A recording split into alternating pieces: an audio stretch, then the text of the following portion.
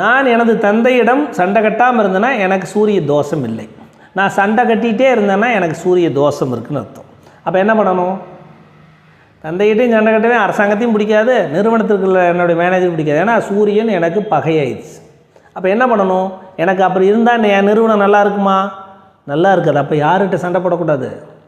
தந்தையிடம் சண்டை போடக்கூடாது, மாமனாரிடம் சண்டை போடக்கூடாது, நிறுவன தலைவரோட சண்டை போடாமல் இருந்தால் என்னோடய தொழில் நல்லாயிருக்கும், நான் வேலையில் நல்லா இருப்பேன். புரிஞ்சுக்கல? பரிகாரம் இதிலே சொல்லிட்டேன், எண்ணங்கள்லேயே.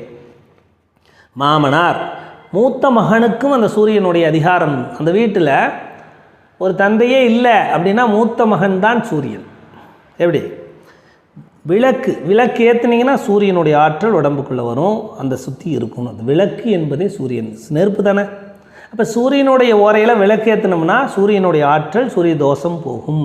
நல்லெண்ணெய் விளக்கு ஏற்றலாம், நல்ல எண்ணெய் விளக்கு ஏற்றலாம்.